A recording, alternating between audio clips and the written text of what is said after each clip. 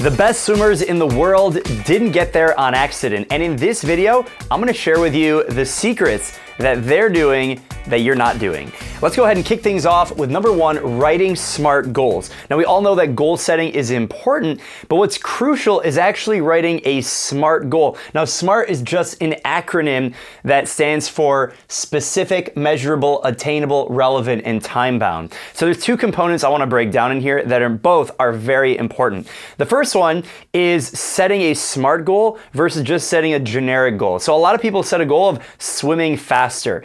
I want to swim faster. And that's something that we all aspire to do. Maybe you aspire to lose weight or you want to improve your technique, but that's not specific. It's not measurable. It's very difficult to just say, I want to swim faster and to see a result manifest. So instead of saying, I want to swim faster or I want to lose weight or I want to do whatever goal that you have, you need to break it into a SMART goal. And you need to apply each of these different components to your goal. So rather than saying, I want to swim faster, pick a specific event or distance or race, whether you do it in practice or in a competition, that you want to go faster. So instead of saying, I want to swim faster, I want to swim a specific time, 2 minutes, in the 200 freestyle, so we can measure it, and it's attainable because my current time is 2 minutes and 2 seconds, so 2 minutes would be a 2-second time drop. We know it's attainable. It's relevant because the 200 freestyle is my best event.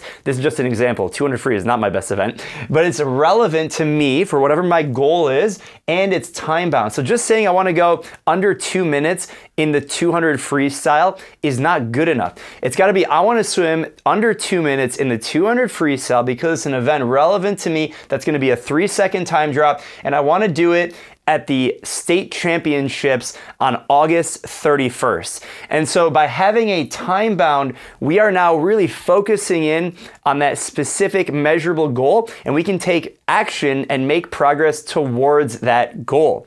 And when you have a specific goal set and it follows all of this criteria, it makes it so much easier to actually follow through and execute towards it. So that's number one. Number two component of writing a SMART goal is actually writing it down. So get out a piece of paper, get out a pen, probably not a Sharpie or Expo Market like this, and actually write it down. Michael Phelps and other of the greatest swimmers of all time, they have taken detailed notes and written down their goals. They've shared them with their coach. They've put them in their locker. They put them by their mirror to see them and have that consistent reminder and motivation to know exactly what you're working towards. This applies to swimming. It also applies in life. So make sure you write down your goals, and I want to hear what your goals are. So go ahead and write them down below in the comments. And make sure you watch this video until the very end, because some of the secrets I have, especially at the very end, might just be the most important one to pay attention to. So let me know down below in the comments what your goals are. While you're down there, make sure you like the video as well. Let us know how we're doing. The next one is following a personalized plan. Let me put this in blunt words, okay? The best swimmers in the world are not following some random workout that they found on the internet. That's not how it works. The best swimmers in the world are following a good training program. It is personalized to them. Well, what is a good training program? That's a generic word. Let's break it down. I wrote down what a good training program looks like. It has progression to a specific goal. So if you're Michael Phelps, if you're Caleb Dressel, if you're Katinka Hose, if you're any of these top level swimmers, you have a plan laid out for you. It is very specific to what your goals are, and there is a progression towards your goal. If it's Adam Peaty, it's to swim faster in the 100 breaststroke. If you're an open water swimmer, it's to swim faster in a 5K. If you're a triathlete, it's to improve your performance in a Olympic distance triathlon, right? Whatever it is, whatever your goal is, there is a progression to that goal, and the workouts are specific to that goal. And that means the speed that you are performing the workout, the endurance that you need to apply to that specific goal, and even the type of workout. So some workouts are geared towards speed, some endurance, some individual medley, backstroke, breaststroke, butterfly, kicking, underwater, the 5th stroke, right? Doesn't really matter what your goal is as long as there is a plan that is working towards it. Another component of a good training plan is that the duration of the workout, the intervals, the effort level, all of that is dynamically changing based on the swimmer performing the workout. And it also adapts over time. And let's not forget about the technical feedback, and that means doing drills and modifying your stroke. That all comes together to create a highly personalized training program, and that's how you get results. Whether it's competing in a competition and swimming a best time or breaking a world record, or just swimming your 100 pace faster in training, so that way you can continue to improve and see success in whatever dimension that you choose. So that is an overview of what a personalized plan looks like. And if you want a personalized plan, you got to check out MySwimPro Coach, because even if you don't have a coach, the app takes care of all of that for you. So we created MySwimPro to help swimmers just like you improve their performance and health, swim faster and smarter than ever before through a personalized training program where the training plan, the workouts, and everything about it is personalized to you. So check it out. It's linked down below. Download it for iPhone or Android.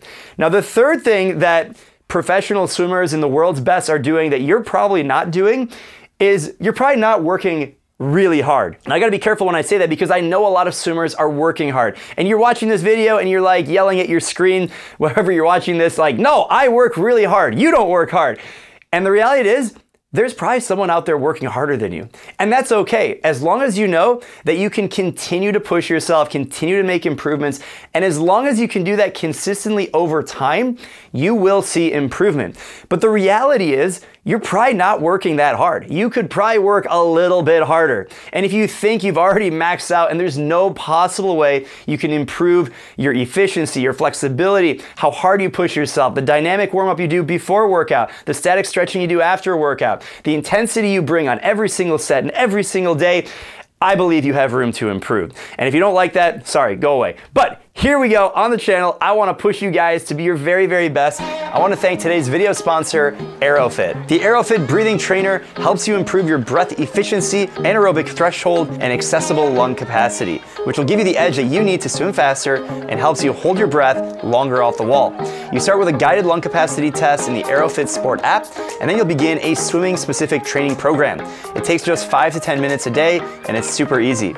Sessions like the circle or the square teach you how to control your breath in specific patterns, and breath holding exercises help you keep your head underwater for longer. After 4 weeks of training with AeroFit, I increased my accessible lung capacity by over 25%. The app was super easy to use and gives me real-time feedback. It feels like a video game, and it's pretty sweet. I've talked about the AeroFit on this channel a lot, how it's helped me, and I really think it's gonna help you guys as well, and you'll see huge benefits with the breathing trainer too. Use the link in the description below to get 15% off the AeroFit breathing trainer. This discount is just for the MySwimPro fans, so I know you guys are gonna love it. Thanks again to AeroFit for sponsoring this video, and let's go ahead and get back into it. And the reality is answering the question, are you working hard or are you hardly working? Another question, are you working smart? Are you taking care of your body? Are you really paying attention to all the details when you push off the wall, when you put your fingertips in the water, when you're looking at the workout on your Apple Watch or the coach is yelling at you at the pool and you're trying to take 10 strokes but you take 11? The coach wanted 5 dolphin kicks, you took 4 or 3 or better yet, 0? Whatever your response is, that's okay as long as you are making improvements to working smarter. And final question here is, how hard do you work? Really? How hard do you really work? And I found over the years, I've been around some really, really intense workout trainers. I've pushed myself, and I continue to see people who push harder and harder and harder. As long as you're working smart, that's really important, and make sure you're really pushing yourself, because I believe that you can work a little bit harder, and that's not a bad thing. The third or fourth one is training the mind. The mindset is so important if you wanna improve in anything, in life, in swimming, in business, whatever. You have to have a growth mindset. And that really means coming from a place where you believe that if you set your mind to it, you can improve in that specific thing. If you're trying to improve your underwater dolphin kick, if you want to improve your endurance, your technique, your capacity, your speed, you have to believe that you can do it. And you have to believe that it's possible to improve. If you have the right plan, you set the smart goals, you can make progress. And that's why it's so important to have that growth mindset, because you believe that there is potential to do better. I so strongly believe in the growth mindset, I made an entire chapter in my book on mental training. Chapter 13, check it out, link down below. It's so important because this is really what separates some of the best swimmers in the world from some of the okay, really good swimmers. It's what's happening between your ears. It's having a growth mindset and being able to visualize not only your race competitions, but also your training day in and day out to visualize success. And that is one of the things that separates people in not just swimming, but also in life. And one way that you can really cultivate this mindset and the growth mindset and being able to visualize success is by surrounding yourself with positivity. Not only positivity that you might find here on the YouTube channel or wherever you're watching this, but also in the people that you surround yourself in real life. You can do this both digitally as well as physically. So positive self-talk and surrounding yourself, whether it's your coaches, your friends, your family, your teammates, whoever, with that positive energy actually feeds off of you, and you can level yourself up just by being around other people. And that comes back to training your mind. And this is something that the best people in the world in any sport are doing on a daily basis, 24/7. You want to be in an environment that invites success, that invites positivity. And if there's negativity, you want to push that away. If there's haters in the comments, we want to push you away. Ignore those people, focus on the positivity. Now, another component that the best swimmers in the world are doing is they are listening to their body, and then not only listening, but making changes to their training, to their personalized training plan. They're communicating with the coach. They're making changes in the MySwimPro app. However you go about it, these are 8 different components to think about when it comes to listening to your body. Of course, there's technique. If you feel like something is off, you got to make changes, whether that's doing drills or just changing up the way that you actually train. Those are really important considerations, along with your intensity. Maybe you feel really broken down. Maybe you feel like you need more recovery, or you can push it and you can train even harder. You also have to pay attention to your stroke. Not only the stroke technique, but also the types of strokes that you're training. So if you're only swimming freestyle, it's gonna be really difficult to be good at breaststroke. Vice versa, if you're only swimming backstroke, how are you ever gonna work at butterfly and improve there? So depending on your goal, listening to your body, knowing when to incorporate equipment, resistance training, and to throttle up and down your volume. Goes with intensity as well, but you have to listen to your body. And the more you swim, the more you do it, the more you do anything, you're gonna be more accustomed and in tune with what your body can and cannot handle. And that's super, super important. Now, second to last here is training out of the water. Now, the best swimmers in the world are not just training in the pool, they're training out of the water as well. Luckily, in the MySwimPro app, we have tons of dryland training programs that are incorporated within these specific personalized training programs.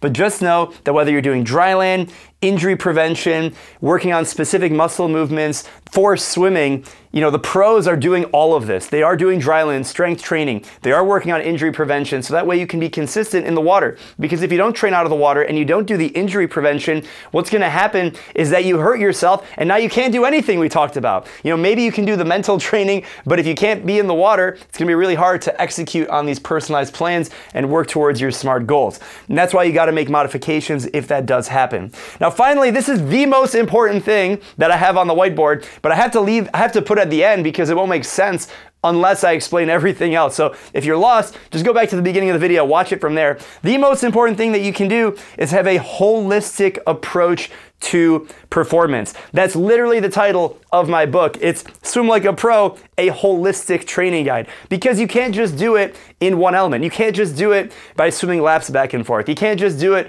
by hitting the weight room. You have to factor in these other elements such as nutrition, hydration. What you put into your body is what you can expect to perform out of it. So you got to think of your body as like a spaceship. It's like a rocket ship. Are you gonna feed it with, you know, the worst fuel grade? No, you're gonna put rocket fuel in there. So you gotta make sure your nutrition and hydration is on point. Recovery and sleep is extremely important because if you don't recover, you can't push yourself and work really, really hard. Got to recover if you want to be able to do that. For the ladies in the house, your menstrual cycle. Just paying attention to your body and knowing when and how hard you can push yourself is very, very important. Making adaptations to all of these things is crucial if you're trying to take your swimming to the next level. So it's not just one thing here. You've got to do all of the above consistently over time. And this is the thing that separates the best swimmers in the world from the average, the mediocre, and those who do not improve. It's how consistently you can do. Now, hopefully you've taken away something from this video and you can apply a few different elements here on the board if you're not doing them already. What I want you to take away from this video is that you can start somewhere. Start by writing down your SMART goals. Literally take a pen, a Sharpie, whatever, and write it down somewhere and put it next to you and look at it every single day. That will be one major step of taking action that you can do literally right now. If not, leave them down below in the comments and I will reply to your SMART goals and I'll let you know how you can improve them and I'll cheer you guys on. After you wrote your SMART goals, make sure you figure out your training plan, train in the water, out of the water, make those changes and listen to your body. Let me know what questions you guys have down below in the comments, along with writing your SMART goal. And if you want to join the MySwimPro Facebook group, it's the biggest digital swimming community in the entire world. I want to see you guys in there. It's a huge community. Can't wait to push you. Let's go. Happy swimming. I'll talk to you guys later. Peace.